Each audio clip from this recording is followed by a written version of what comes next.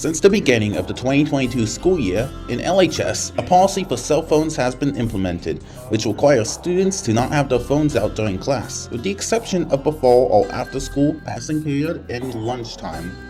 Teachers shared with us that while they were trying to give instruction, students oftentimes their heads were down. They were focusing on something on social media or movies that they were watching, and they were missing out on valuable instruction. I think phones have caused a lot of distraction. I think they can be a plus, but they can also be a minus. Students' reactions have been mixed. Some say they didn't care, and others didn't know what it was. I mean, most teachers try to get people to put their phones away, but a lot of people aren't really easily distracted. So I don't know. I don't think it really affects a lot of students. I think it's just kind of useless. I feel like if you have your work done and stuff, you should be able to use it if you want. But I know how that goes because some kids will say they're done and they're not. But I don't know. I don't like it because I want to be on my phone, especially when I'm done with stuff. I don't think it should be because we have more communication. I do kind of respect it though because it is a distraction. I feel like students should take out their phones when they're done with all their work, which is what I do.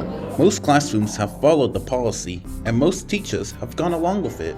Well, I think it was a long time coming. I was glad to see that the administration finally came up with a policy, one that is easily to understand and it's easy to enforce. In fact, when the policy came out, I even printed it off and I keep it behind my desk. So if there's any other question about the phone policy. However, the policy has faced some problems. Some teachers said that they had a hard time enforcing it.